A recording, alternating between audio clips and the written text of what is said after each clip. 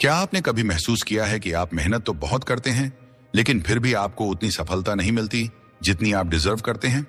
कभी कभी यह सिर्फ मेहनत की बात नहीं होती, यह सही रणनीति और मानसिक चतुराई की बात होती है। हम सोचते हैं कि अगर हम सबसे बेहतर बन जाएंगे तो हमें सबसे ज्यादा सम्मान मिलेगा, लेकिन हकीकत इससे थोड़ी अलग होती है।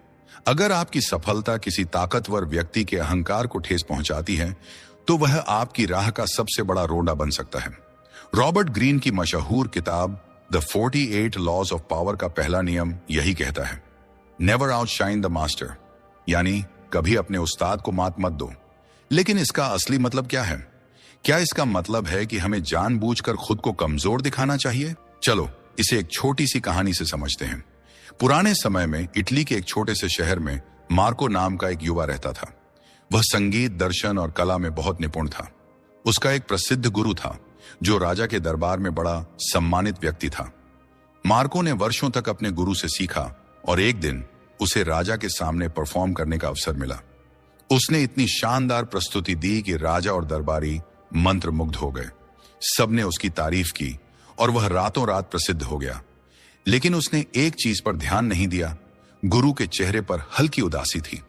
मार्को को लगा कि उसकी जीत उसकी मेहनत का नतीजा है, लेकिन कुछ ही समय में गुरु उससे दूरियां बनाने लगा। जिन अवसरों की उसने उम्मीद की थी वे उसे नहीं मिले। दरबार में उसका प्रभाव घटने लगा। पर क्यों? क्योंकि उसकी चमक ने गुरु के अहंकार को ठेस पहुंचाई थी। गुरु को यह महसूस हुआ कि उसका शिष्य अब उसे पीछे छोड़ने वाला है, और किसी भी ताकतवर व्यक्ति को यह महसूस नहीं होने देना चाहिए कि वह अप्रासंगिक हो रहा है। यह कहानी हमें क्या सिखाती है? लोग अपनी शक्ति और स्थिति को खोने से डरते हैं। अगर आप किसी ऐसे व्यक्ति के सामने अपनी प्रतिभा दिखाते हैं जो अपनी सत्ता बनाए रखना चाहता है, तो वह आपको प्रतिद्वंद्वी मानने लगेगा, ना कि सहयोगी। इसका मतलब यह नहीं कि आपको अपनी काबिलियत छुपानी चाहिए। इसका मतलब है कि आपको अपनी काबिलियत को सही तरीके से दिखाने की कला सीखनी होगी। स्टोइक दर्शन में एक महत्वपूर्ण सिद्धांत है, control what you can, ignore what you can't. जो आपके नियंत्रण में है उसे नियंत्रित करो, जो नहीं है उसे जाने दो। तुम्हारे बॉस, गुरु या नेता का अहंकार तुम्हारे नियंत्रण में नहीं है, लेकिन तुम्हारा व्यवहार, तुम्हारा धैर्य और तुम्हारी रणनीति तुम्हारे हाथ में है। इतिहास में कई महान व्यक्तियों ने इस नियम को समझा और अपनाया। नेपोलियन बोनापार्ट को ही देख लो।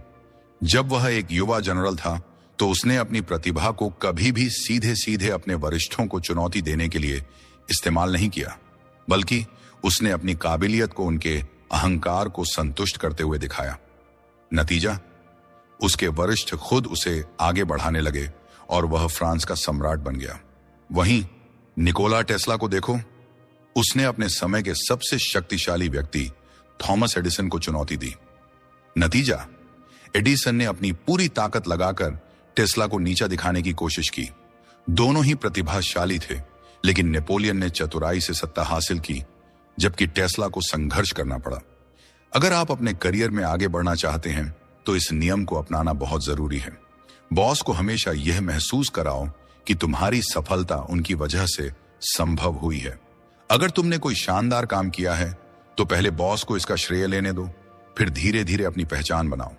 किसी भी ताकतवर व्यक्ति के सामने सीधे सीधे अपनी श्रेष्ठता साबित करने की कोशिश मत करो। सही समय पर सही कदम उठाओ। तेजी से भागने की बजाय रणनीतिक रूप से आगे बढ़ो। अपनी चमक को संतुलित रखो।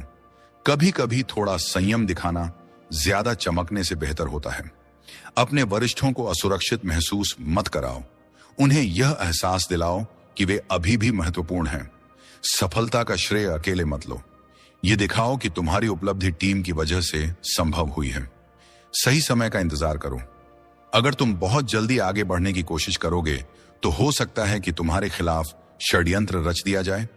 अपनी काबिलियत को धीरे धीरे साबित करो। अगर तुम बहुत जल्दी चमकोगे तो लोग तुम्हें बुझाने की कोशिश करेंगे। जीवन सिर्फ मेहनत का खेल नहीं है, ये समझदारी और रणनीति का भी खेल है। अगर तुम सही तरीके से आगे बढ़ोगे तो तुम्हें कोई रोक नहीं सकता, लेकिन अगर तुम बिना सोचे समझे तेज भागोगे तो तुम्हारे रास्ते में खुद से ही रुकावटें खड़ी हो जाएंगी। स्टोइक दर्शन हमें सिखाता है कि संयम, धैर्य और चतुराई से आगे बढ़ो। हमेशा याद रखो, सफलता अकेले तेज भागने से नहीं मिलती, बल्कि सही समय पर सही कदम उठाने से मिलती है। अगर आपको यह वीडियो पसंद आया हो तो लाइक और शेयर करें। कमेंट में बताएं कि आपने इससे क्या सीखा और ऐसे ही गहरे और प्रेरणादायक विचारों के लिए चैनल को सब्सक्राइब करें। याद रखो, जीवन की हर यात्रा एक सवाल है और जवाब की तलाश यहीं से शुरू होती है। धन्यवाद। अगर ये वीडियो आपको जरा भी अच्छा लगा हो तो इस वीडियो को लाइक करें और इस चैनल को सब्सक्राइब भी करें। क्या सब्सक्राइब हो गया तो लगे हाथ है, शेयर भी कर देना। मेरे इंडिया के नौजवान दोस्तों और एडवांस में धन्यवाद। खुश रहो।